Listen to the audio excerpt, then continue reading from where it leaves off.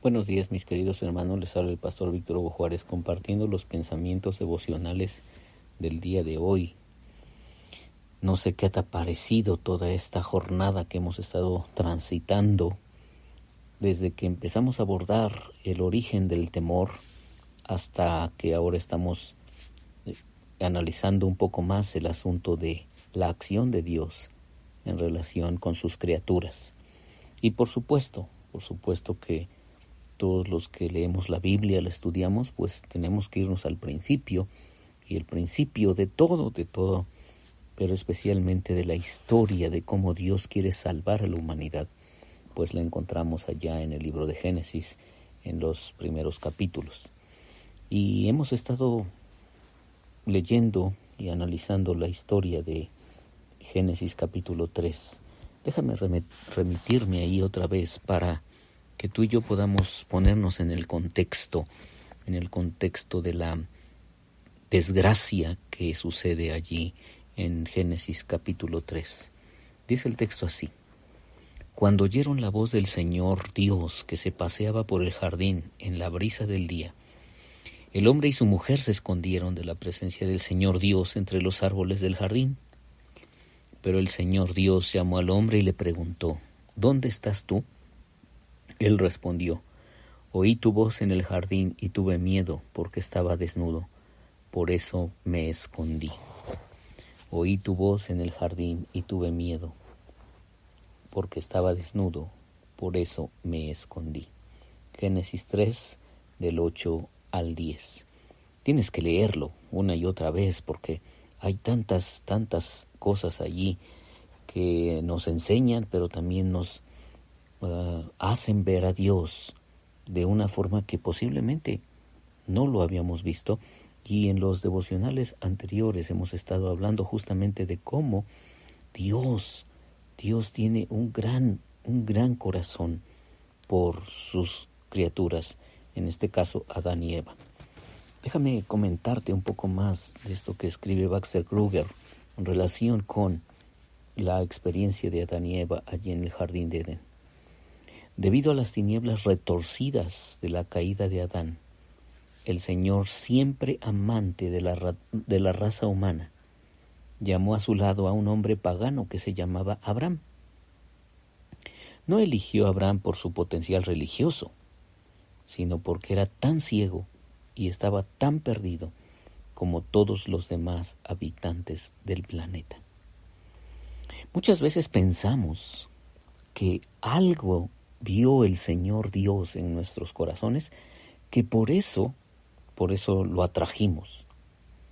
Y sí, efectivamente Dios vio algo, pero no vio algo bondadoso, porque la Biblia es muy clara cuando dice: no hay justo ni aun uno. No hay quien entienda, no hay quien busque a Dios, no hay ni siquiera uno. No hay justo ni aun uno, dice el Salmo 14. Así es que no nos engañemos. Sí, efectivamente Dios vio algo en el corazón del hombre, pero vio su oscuridad.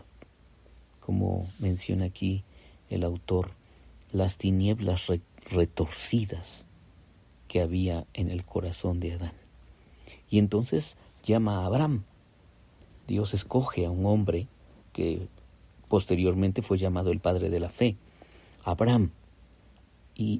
Y Abraham, bueno, se comporta de formas raras a veces, pero es cierto, Abraham era un pagano, un adorador de dioses, allá en Ur de los Caldeos, en la vieja Mesopotamia.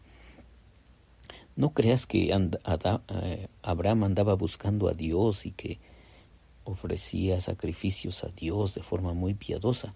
No, él ofrecía sus sacrificios a sus dioses, adoraba a sus dioses y estaba, pues, como todos los hombres, enfocado en sí mismo.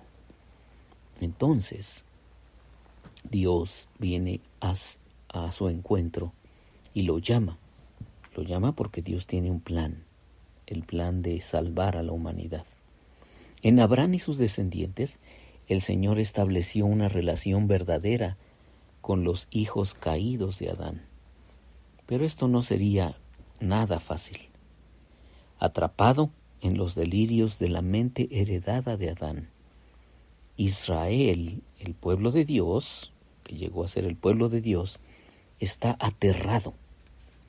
La relación entre el Señor y su pueblo es una relación de amor, gracia y promesa, pero también implica angustia.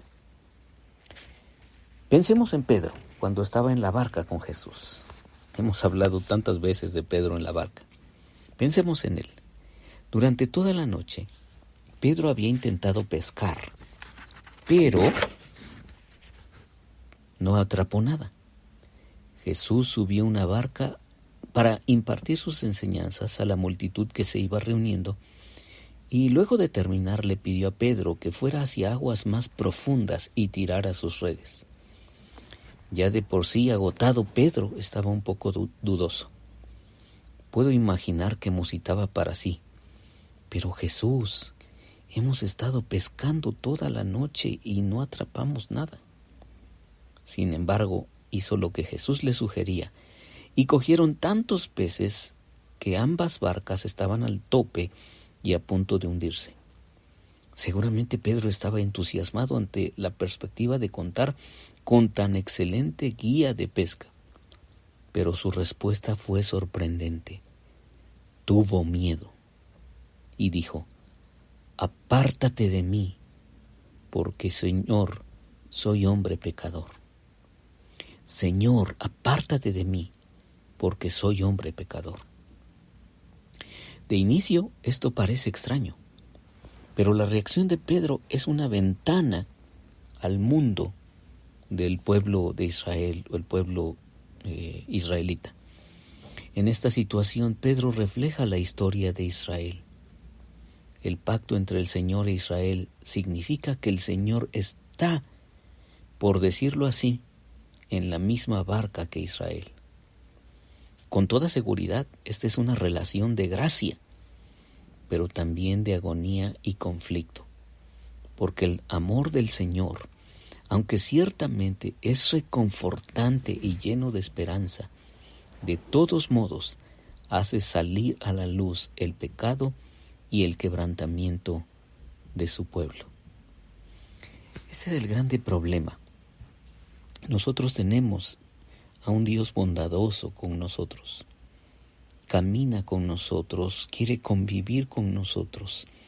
Nos abre su cielo, nos abre su corazón, nos abre sus brazos para que tú y yo nos encontremos con Él y podamos tener una comunión única, irrepetible, extraordinaria.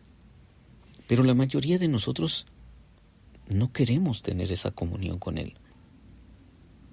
La mayoría de nosotros, pues, entre comillas, tenemos cosas más importantes que hacer, ¿cierto? La mayoría de nosotros estamos muy desenfocados y a veces yendo por otros caminos. Pero Dios constantemente se acerca a nosotros y se acerca así de la misma forma como se acercó a Adán, preguntándonos: ¿dónde estás? ¿Dónde estás? Y nuestras respuestas muchas veces siguen siendo: Señor, oí tu voz en el jardín y tuve miedo. Sí, nos aterroriza su presencia. O a veces nos aterroriza tanto que preferimos mejor ignorarla. Yo creo que haríamos muy bien en replantearnos esta relación con Él y entonces abrir nuestro corazón, nuestra alma a la experiencia de una relación profunda, amorosa y sublime con nuestro Padre Celestial. Soy Víctor Hugo Juárez y espero que este devocional ha sido de bendición para ti. Dios te bendiga.